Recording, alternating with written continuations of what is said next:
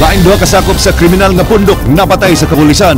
Hepe sa Buluon Police Station, samaran sa shootout. Duha kasakop sa SWAT giimbestigar sa pasangil nga pagpangulata.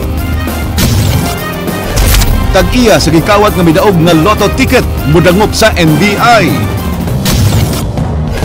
Usa ka lalaki gipusil patay sa nagsakay og motorsiklo. Mga lumulupyo sa Lawaan Tres Talisay, mamakwit tungod sa pagpangligid sa mga dagkong bato.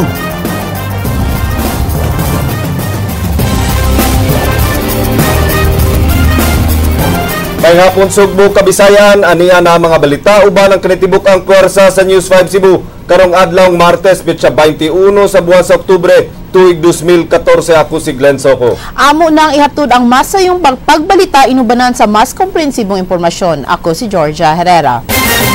Patay ang duha ka mga sakop sa criminal gang sa gihimong follow-up operation sa kapulisan sa Habagatang Sugbo. Samaran ang hepe sa Buluon Police Station sa nahitabong shootout. Ryan Sorote, sugin ni Mi.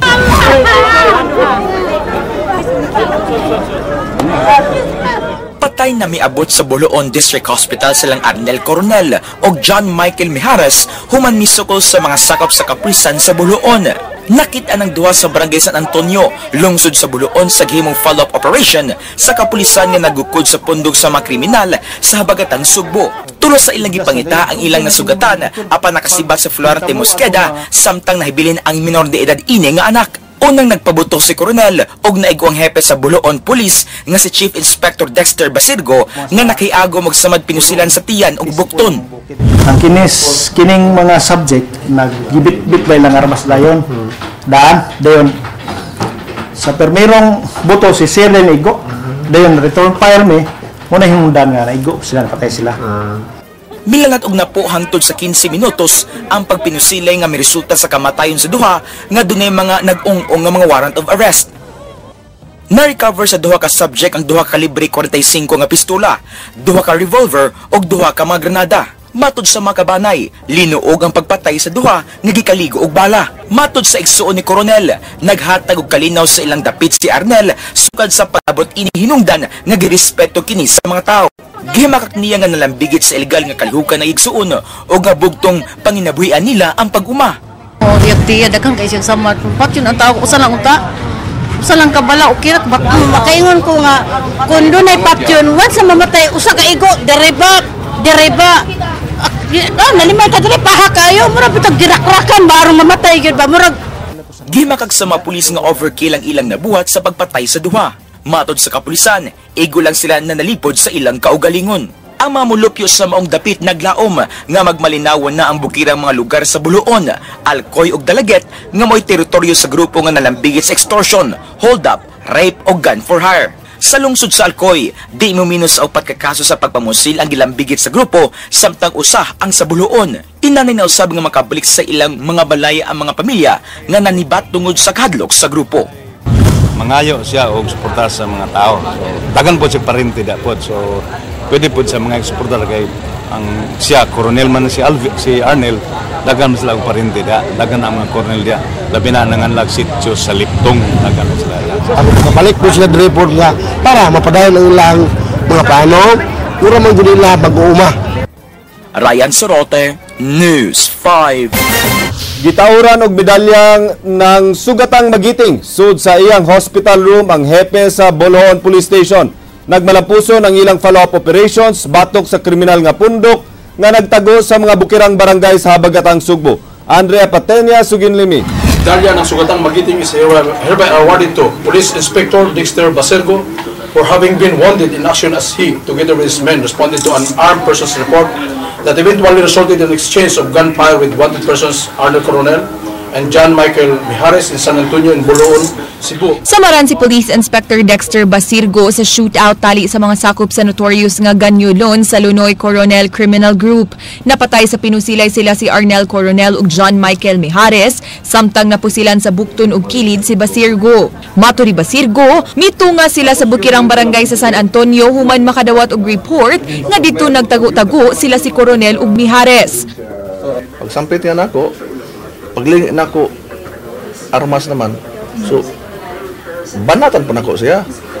Pag kumano banat niya, tulo naman dugo nako. Puton. Sagad ko sa mga tao nga samaran ko, bilin ako M16. Naglakaw na lang ko padung sa ubos, mga dunay mga 200 metros siguro ang gilayon padung pa sa amo ang patulkar. Sila gyud unang nagpabuto. Kay dili mahitabong rub out kay samaran na mahino. Gitunulan usab si Inspector Basirgo og hinabang pinansyal sa PRO7. Emosyonal nga nagpasalamat iyang asawa kinsa upat ka buwang nagsabak.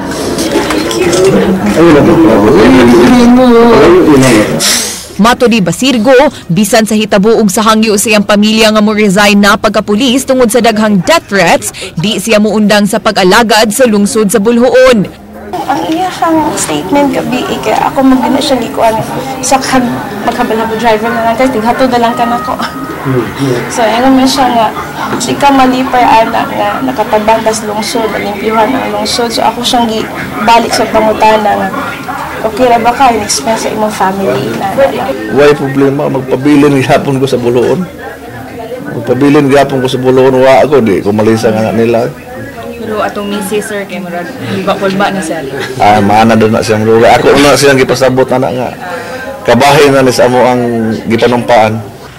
Gipasalig sa PRO7 nga mupaluyo sila sa Bulhoon Police subay sa gipadangat nga mga reklamo sa kabanay sa mga gitumbok nga suspect nga matud pa usa ka overkill ug usa ka rub out ang gipahigayong operasyon sa kapulisan kagahapon. We will receive their complaints and we will act accordingly. If we have to investigate, we will investigate it. But I stand by my men. But what they have done, and I have high praises for them, and we will continue this despite all this detraction against us, all these claims against us. Mato ni CPPO Provincial Director Gilyamak, dakugi katabang sa kalinaw sa Southern Cebu ang pagkapatay ug pagkasikop sa leader sa Ganyolon sa Lunoy Coronel Criminal Group. Well, kanisa siguro no, na emancipate na to ang mga mag-uuma sa kabukiran sa kadugay ng kadlok nila kani mga grupuha. So ako sad nalipay ko nga medyo ni cooperate sad katong mga survivors nga ilang na biktima, at the same time ang mga local chief executive ug ang mga pari diha. I-follow up ni Gilyamak ang request alang sa protective gear sa kapulisan sama sa bulletproof vests alang sa matag police operation. Apan bisan ug manukol na ang mga criminal groups karon, mensahe nila, ever since that is our message, we will run after them. Sooner or later, the long arm of the law will go to them. Andrea Patenia, News 5. Namakwit ang mga lumulupyo sa sitio crusher sa Barangay Lawaan 3 sa Dakbayan sa Talisay. Naganamanam og pangligid ang mga dagkong bato nga nahimutang sa ibabaw nga bahin sa ilang mga balay. Jinky Bargio, Suginlimi. Ni adtong adlawng Domingo ato sa pagbundak sa kusog nga uwan, duha ka mga panimay ang napektuhan dihang midahili ang yuta sa sitio crusher Barangay Lawaan 3 sa syudad sa Talisay. Ang panimay ni Enerio Harina naligiran og mga bato hinungdan nga nakatagamtam og gamayng kadaot ang iyang balay. Ang iyang apo nga usa ka tuig pa lang kapin ang edad, diriyot pang maangin. So igora nakatalikod ang bata og mga 1 metros gikan atong pultahan. Diha nahagbang kuan ang bato. Diha sa iyang gikabatan niya. Moto nga pagbalik nako nga moto hitabo. So akong gipulaw ta akong kuan nga area sa mi. Way kabutangan sa Kabalaka si Suzette nga adunay duha ka mga gagmayng bata. Andam siya nga mubiya sa mong lugar kun may kabalhinan. Tupad lang sa balay nga naligiran sa mga bato ang ilang gipuy-an. Kulba mo labi na ni kagabi umuulan. Hindi kami matulog. Ano nga, nangayakit magtabang. Maluwas lang akong mga anak, baka delikado yung kaayo. Dihang gibisita sa mga barangay officials ang naitabuan kaganiha, ilang nakita ang hinanali nga pagpahawa sa mga naapektuhang residente. Namiligro sa banglain pang upat ka panimay nga anaa sa ibabaw, diin mi area ang yuta. Kailangan ko sa madali mo. Karon yung mga panahon na. Kailangan namo gini silang taga-ag certification para maadto sa DSWD. Nagpamatuod nga apektado gyud, delikado gyud ang lugar mo ning amo din ang tukuran din napita goan. ilang kabalhinan. Nakigalayo na sa DSWD ang dakbayan sa Talisay alang sa hinabang sa duha ka pamilya. Base sa talaan sa Mines and Geosciences Bureau, 7 ka mga bukirang barangay sa Talisay ang peligro sa landslide, samtang 12 sab ang flood-prone areas. Unya ang atong engineering department ato sab nga pa susihon dito kung unsay angin nga buhaton, pero ang na problema lang nato tungod kay private property ra ba ni siya. So itong panikamutan kung sa'yo mahimo sa atong City of Talisay. Jinky Bargio, News 5. Una na ang gipahibaw sa kaparian sa Basilica Minore del Santo Niño nga di madali-dali ang restoration process sa nagubang kampanaryo human sa linog. Subay niini dunay ipahigayong expert conference aron masabutan ang unsay angay nga buhaton. Leslie Caminada Vistil, Sugin Limi. Mupahigay ng expert conference ang National Commission for Culture and the Arts, National Historical Commission of the Philippines ug National Museum aron masuta kung unsa ang ilang angayang buhaton sa mga nagubang simbahan tungod sa linog labi na ang bell tower sa Basilica Minore del Santo Niño.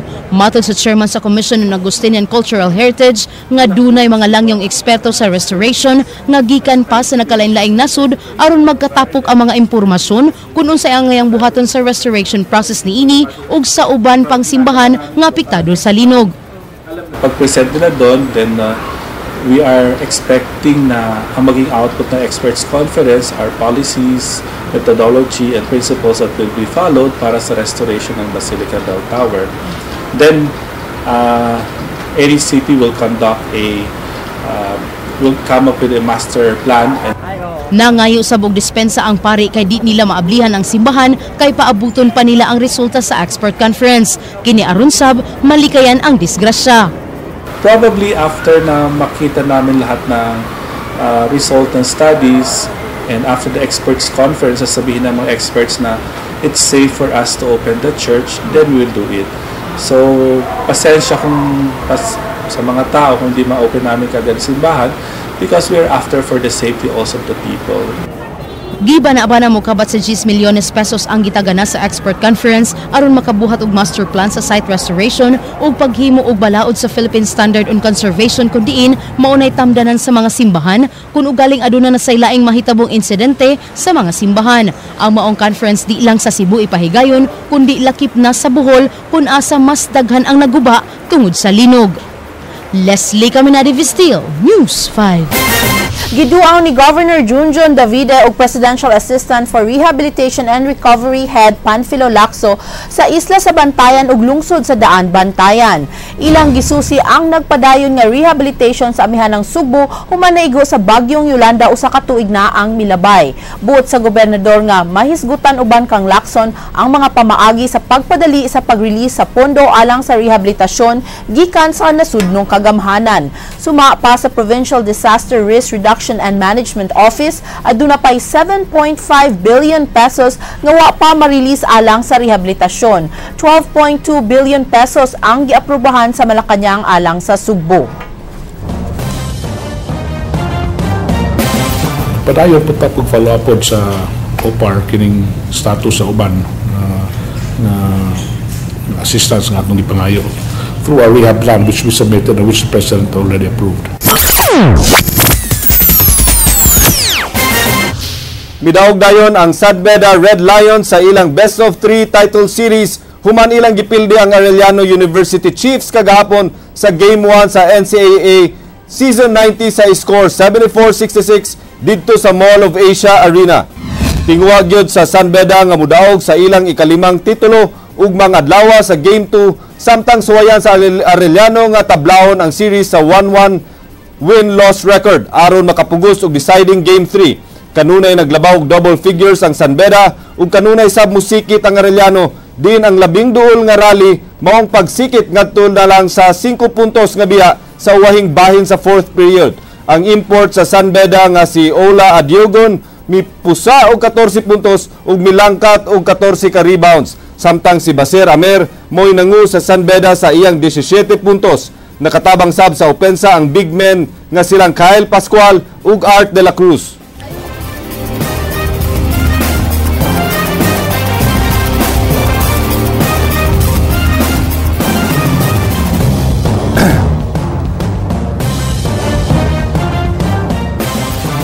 Nalangkat ang usa sa duha ka Guinness World Record attempt sa Subo nga gihimo isip kabahin sa Pink October Breast Cancer Awareness Month.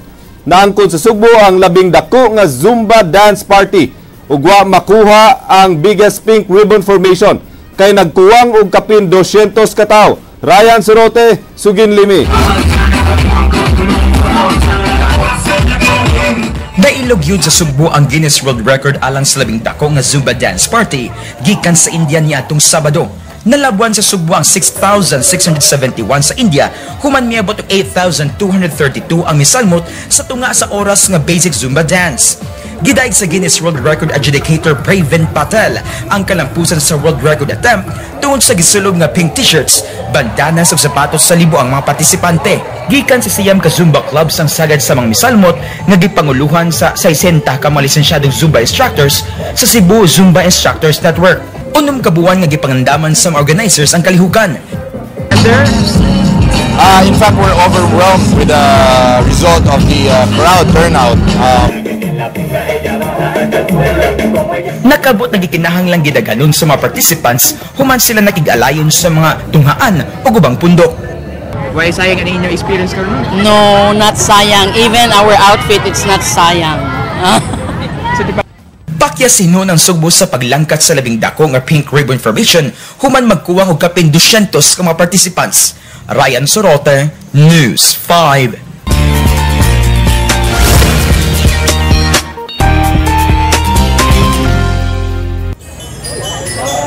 Nahimutang ang lungsod sa Borbon sa amihan ng Sidlakan sa lalawigan sa Sugbo. Usa sa mga dapit sa probinsya kung asa namuyo ang mga maabi-abihong Sugboanon ug mga katawang nanimuyo sa kalinaw. Mao nga di inaangay katinga kun nganong dinhi namuyo ang lahi nga matang sa suso kon snail. Ang ilang gitawag nga takyong. Takyong is a kind of species, a snail, no nga they call it a plant of escargot, but it's different. Kay this species is very different, it's very mysterious. Kay kung mahulog ni sila sa tanom nga diin sila magstay, mamatay. Very clean, and it has a very good potential. There are studies on this nga taas kani siya og minerals or protein para sa lawas. When we heard about it, this cultured snail that they're doing, then we even heard about the health benefits. And there's a lot of parang wrong notion about snail, diba? Parang oops, huga or something. And then we try to research it and check. It's so clean. It has a lot of health benefits. Tambal daw sa hubak, I don't know. And then they want to develop it, and it's also one way of our supporting the local community. That's why we approached the mayor and said like, hey, we want to let not only Cebu, but maybe not even Philippines, but maybe the whole world to know that, hey, we have takyong in Cebu. Tinig na ang gitay ngayon sa Cebu Parkland International Hotel ang sangka sa kaha og niini nga panahona ana po sila dinhi karon sa lungsod sa Borbon aron mangita sa ilang winning dish nga gitawag nga takyong. Ray Gutilios and everybody get up.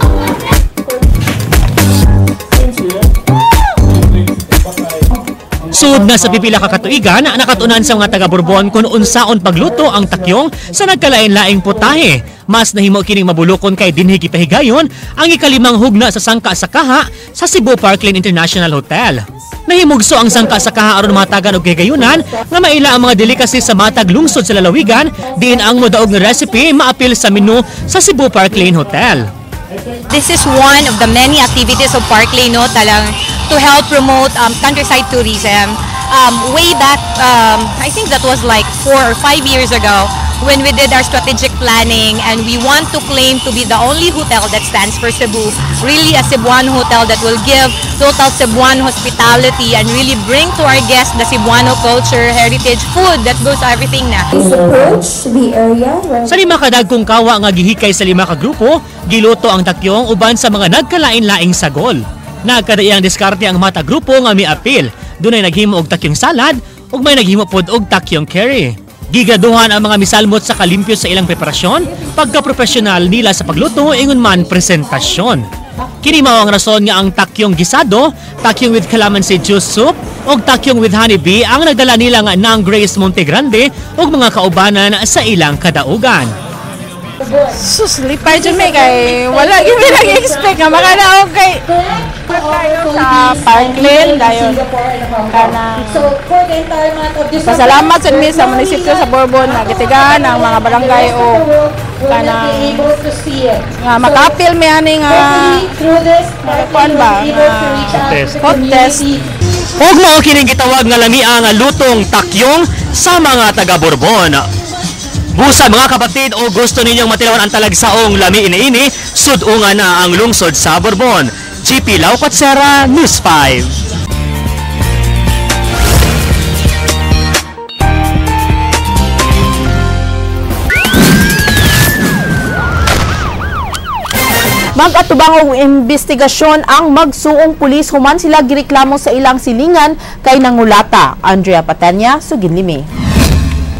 Gipa-imbestigar ni PRO7 Regional Director Prudencio Tambanyas ang usa ka sakop sa Special Weapons and Tactics kun SWAT sa Cebu City Police Office ug ang manghud niini nga sakop sa Cebu City Police Station 2 human gipasangilang nangulata og duha ka magsuon sa sitio San Lucas sa Barangay Biasong, Siracbayan sa Talisay niadtong Oktubre 17. Ang magsuong pulis mao silang PO2 Francisco Ricafort sa SWAT ug ang manghud niini nga si PO1 Bernil Ricafort sa Station 2. Samtang ang mga reklamante mao ang magsuong City ug Abdul Muhammad Lau.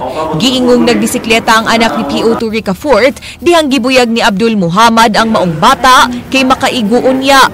Tuod man, nadasmagan niini ang iyang pag-umangkon nga anak ni City, mao nga iyang gialsa ang bisikleta ug gilabay. Gisumbong ang bata sa iyang amahan nga si PO2 Ricafort, mao nga gisung sa pulis ang magsuong Lau. Paglingin ako, akong pamangko may na dasmagan. Moto nga ang kutungot na maghinilak, mo to ginang bata la bibi nakasana ka di ba ginanti gibadlon ti hanga ay napagbike din kay makasaka. Mo to ninaog siya ma'am nga ang bike ako gitsas daplin. Kay ako gikuha ang bata, gibutan ako sa lantay. Nya mo to nga pataod nga niabot ang amahan, nangutan ang amahan nga kinsa may naglabay sikat sa kong anak. Ingo sir, ako sir. Mo to nga ningon siya nga wakal nakilala ko. Moto ni dito sa sukbag nako.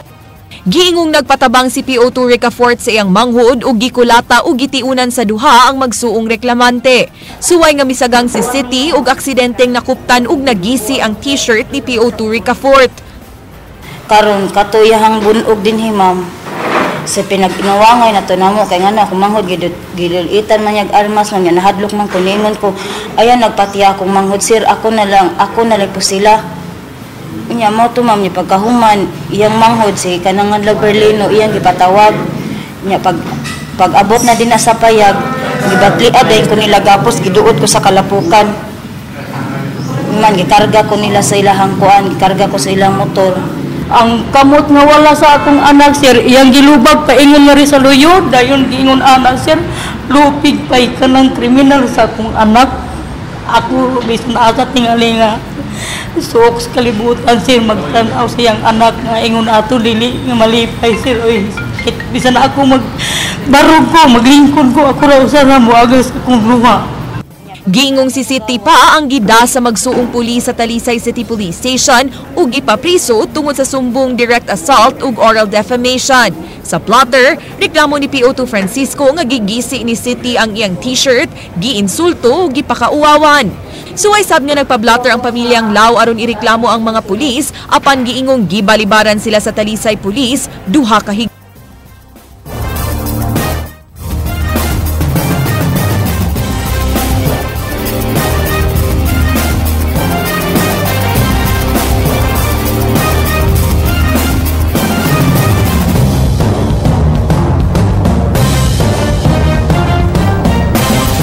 Gipauwanan og bala ang usa ka lalaki nga gituohang nalambigit sa ginadiling drogas samtang naglakaw kagabi uban ng iyang mga pag-umangkon. Ray Pasaporte, Suginlimi. Sa kilid ining gutter sa corner GY de la Serna sa Barangay Poblasyon, Dakbayan sa Lapu-Lapu naghayang ngawa na'y kinabuhi si Ronnie Folbira, taga Punta Rizal sa maong barangay. Duha kawa mailhing lalaki nga nag-angkasay og motorsiklo ang niduol og nipusil sa makadagang higayon sa biktima pasado alas 11 kagabi. Kauban sa biktima ang tulo niya ka mga batang pag-umangkon, samtang naglakaw sila aron moadto sa internetan. Mitugan ang laing pag-umangkon nga gipusil na kaniadto ang iyang uyuan sa ilang Pinoy-anan apan wa maigo. Ang abi man og pabuto kusog man kay paglingi na mo siya dito gipusil de. Motor ang nagpusil. Ang usa ni bulot man to sa luyo. Pagbung na mo, nibuto magkalit, tinumto yaso. Nana, bung ni dagan dito, ni drive dito nusa. Ito, umana, drive dito sa padung. Upat ka kabhang og duha ka slag sa kalibre 45 ang napunitan sa crime scene. Ug sa inisyal nga pagkisusi sa homicide investigator sa Lapu-Lapu City Police Office, di mo minus duha ka samad pinusilan sa lawas ang naangkon sa biktima. Ang amahan sa biktima mikumpirmar nga tigamitan o ginadiling drugas ang iyang anak. Isugat ni sila samtang galakaw, nagipusil. Kuyo gani ang mga umangkon. So, wag yun ka na sa rason nga nung gipusil. Sa maong hitabo, diriyot maigo sinang Marciana nga naninda sa sidewalk. Yun ani na ko posisyon, tanda ko to sa akong mga customer, o kaning ako mga trabahante. Pero kada kung umaga din naglingkod sa akong luyo, giingnan ako nga, parang kuno David, tabangi ko Rores Julie dito, kay aron makuha itong mga customer. Taon-taon, paka-paka po sa akong luyo, ang buto-buto, yung igon ako, agay, unsa maron, kasakit, naghanap ka na mitik-pitik sa akong buko-buko. Posibleng makatabang sa investigasyon kining CCTV camera nga ana sa poste. Padayon pa ang gihimong pakisusi sa kapulisan bahin sa maong hitabo. Ray Pasaporte, News 5. Gimando ni Cebu Provincial Police Office Director Noel Guillamak ang pagpaniid sa mga pension houses ug mga balay paabangan sa lalawigan sa Sugbo. Ang pagpaniid nunod sa posibilidad nga puy-an kini sa mga sakop sa Acetylene Gang. Bago lang namiktima ang maong grupo sa Super Metro sa Dakbayan sa Bugo. Human miabang sa usa ka bakante nga stall kilid sa department store. Samaran ang gwardiya nga si Jerwin Estoya dihang iyang nasakpan ang mga kawatan kinsa daling nakasibat. Gibiyaan og na-recover sa kapulisan ang mga gigamit sa grupo sa pagbangag sa bungbong sa tindahan. Itag trace identity sa itong mga tawhana, but for now among gi-advisean ang mga chief of police to monitor kaning mga grupuha sa mga pension houses kay basin na mo strike na sad sila sa ubang mga lungsod. Nagduda mi nga niya pag gina sila dire. Wala sad manghunong atong kapulisan pag trace sa ilaha because we recovered a receipt sa mga equipment nga ilahang gipalitan, and maybe from that makakuha tag lead sa ilang identity. Nunod sa hulga sa Ebola virus nga makasud sa Pilipinas, anaa sa Code White status ang tanang pampublikong tambalanan. Jinky Bargio, Sugin Limi. Atong deactivate ang Code White sa ato ang Kagabi pagipaubos sa Code White ang tanang ospital nga ubos sa Department of Health. Nagpasabot kini nga alerto na karon ang tanang mga personahe sa matag pampublikong tambalanan alang sa posibleng pagsud sa mga pasyente nga dunay simptomas sa Ebola virus. Ang Regional Epidemiology Surveillance Unit matag karon og unya kung makigalayon sa Bureau of Quarantine nga anaa sa Mactan, Cebu International Airport. If ever dunay mga inbound nga for rather person under investigation o PUIs, kuha na siya kana i-coordinate na dinhi sa atong office. Dugang paybaw ni Sima Franca nga andam na sabang Vicente Soto Memorial Medical Center alang sa posibilidad sa pagdagsa unya sa mga pasyente. Nag-abot-abot na sab ang kinartong personal protective equipment nga mo'y gamiton sa mga doktor o nurse. Doon na sila yung mga gitawag negative pressure rooms ang Vicente Soto. Then naabot sila contingency if ever doon na nagyay mga suspect cases nga daghan, doon na sila gipang identify nga mga areas. Subling gipaybaw sa DOH nga Ebola free pa ang tibok rehiyon 7 sa pagkakaron ug mahimo lang ilibkas ang Code White kung mawa na ang hulga sa Ebola virus. Jinky Bargio, News 5. Usa ang counseling nga mao'y nakit ang paagi sa COSAP nga mapahimangnuan ang mga kabatan-unan sa paggamit og ginadiling drogas. Kinisubay sa 7 ka mga tinun-an sa high school nga nasakpang naghit-hit og marijuana. Leslie Caminada Vistil, Sugin Limi. nihatag nagto.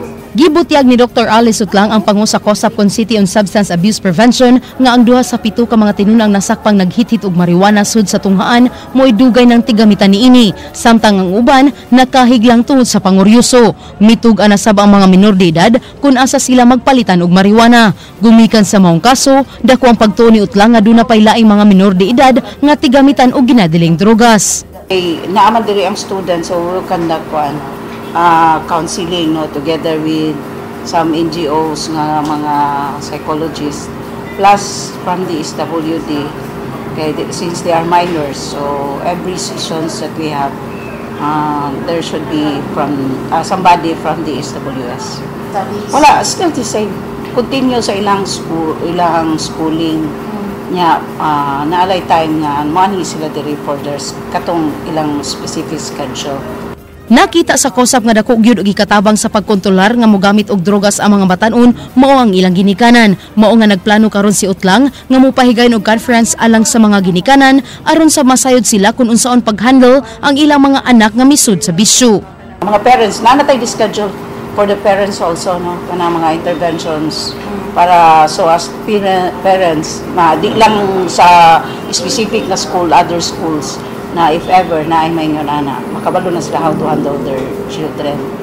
Leslie Caminade Vistil, News 5. Kunway tukmang aksyon nga buhaton ang buhatan sa Philippine Charity Sweepstakes Office, plano karon sa kampo sa gikawatan sa winning numbers nga musangat og reklamo batok sa moong buhatan kay nganong ilang gi-release ang kwarta bisan og duna sila formal complaint. Jinky Bargio, Sugin Lime. Nagtinguha karon ang abogado ni alias June sa pagdangup sa buhatan sa National Bureau of Investigation kun NBI human masayri nga na-encash na ang jackpot prize na 295 million pesos gamit ang iyang nawagta nga ticket sa 655 Grand Lotto draw sa milabay duha ka semana. Dako ang pagduda ni Attorney Omar Redula nga dunay anomalya sud sa Philippine Charity Sweepstakes Office tungod sa wa paghatag og dakong pagtagad sa ilang formal complaint nga gisangat sa maong buhatan. Inay nga i-hold una ang pagclaim sa daog gikan sa gikawat nga ticket, gi-release hinuon kini. Approaching mga police enforcement agency to pursue our claim, no, kay nagduda man gid mi nga there's something wrong going on. Gawas sa NBI, posible sa matod pa nga at tubangon nila ang mga kadagkuan sa PCSO Central Office aron ipaabot ang ilang reklamo batok sa aksyon nga gihimo sa PCSO. Kung dili matod pa masulbad ang issue, lagmit pasakaan nila og kaso ang maong buhatan. Yeah, considering further nga ang local PCSO kining mga personnel are very uncooperative. So nami dako ay mong pagduda nga naagi binuang nga hinabo. Padayong naglaom karon si alias June nga maangkon rin niya ang hustisya sa pagkawat sa iyang swerte. Jinky Bargio, News 5. Gipangayo ang suspension sa mga opisyal sa dakbayan sa Sugbo tungod sa pagpangatag og calamity assistance sa tanang empleyado. Leslie Caminade Vistil, Sugin Lime. Tinguha ni Attorney Remilio De Liote nga masuspenso si Mayor Michael Rama, Vice Mayor Edgar Labella ug ang City Legal Team nga modala sa kaso. Ang iyang tubag sa motion to dismiss nga gisangat sa City Hall, gipangayo ni De Liote nga ibasura ang gipangayo sa dismissal sa City Government sa kasong iyang gipasaka batok sa mga opisyal sa dakbayan sa Sugbo. Suma sa gisubmit ni De Liote sa DILG, wa siya may question sa validity sa ordinansa sa paghatag og calamity assistance apan ilang gi-question mo ang pagpanghatag sa 20,000 pesos nga calamity assistance. Gipangayo ni De Liote nga masuspenso ang mga opisyal sa dakbayan sa Sugbo samtang nagdagan ang kaso aron sabdi mahilabtan ang mga ebidensya. Unsa may suspensohon nga ang kaso ipa-dismiss man gana mo for lack of jurisdiction, di ba? Mato ni Mayor Michael Rama, iyan ang gisalig ngadto sa legal team ang kaso ug pasagdan na lang niya si De Liote. Wato lang taray mamakanay ang gusto jud. It's a matter being already handled legally, and if I know my being a lawyer, adding up discussion, if you talk about in the matter within judicial, it will all constitute sub judice. Mato ni Vice Mayor Edgar Labella, nasayod siya nga nasayod sab si Diliote kung unsa ang tinuuray nga estado sa mong kaso. Reklamo nga grave misconduct ug abuse of authority gipasaka ni Diliote batok sa mayor, vice mayor ug 12 ka mga konsehal sa Dakbayan sa Sugbo tungod sa pag-approve sa paghatag og calamity assistance sa tanang mga empleyado sa City Hall. Leslie Caminadi Vestil, News 5. Sugdan ugma sa gabi ang 10th Asian University Basketball Championship kun AUBC Cebu Province International Collegiate Cup. Din magsangka ang Myongji University gikan sa Seoul, South Korea batok sa CESAFI runner-up University of San Carlos Warriors didto sa Dakbayan sa Bugo.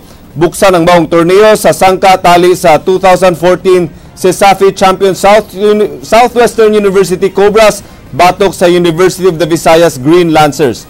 Samtang sugdan na sa di madugay ang duwa sa PBA, din magsangka ang Global Port Batang Pier batok sa NLEX Road Warriors. Din sundan ang sangka tali sa Rain or Shine Elasto Painters batok sa San Miguel Beermen. Giatangan karon ang number 1 pick nga si Stanley Pringle sa Global Port kinsa mikigsangka batok sa veterano nga si Asi Taulava sa NLEX. Samtang ang Rain or Shine musalig sa tandem nilang Jeff Chan ug Paul Lee kinsa mga sakop sa Gilas, Pilipinas nga bago lang miduwa sa Asian Games ug sa FIBA World Cup batok sa mga beermen nga musalig sa ilang mga shooters nga naglakip nilang Chris Lutz, Chris Ross ug Marco Lassiter.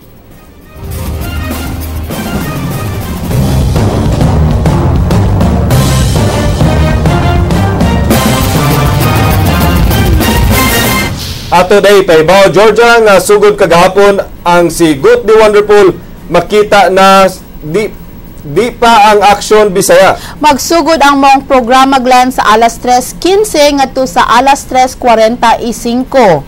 So mag-una na ni siya. Una-una gid siya ni change lang earlier Glenn. Ang change of schedule sa mga panghapon ngadto sa panggabi nga TV5 shows nunot sa nagsugod ng PBA season ug sa final sa NCAA season 90. Maukadto ang mga balita sa Aksyon Bisaya kini si Glenn Soco. Musunod na ang duwa sa PBA. Daghang salamat. Ako si Georgia Herrera. Bisan asa, bisan kanusa. Kapatid, kay di lang kutob sa balita. Aksyon!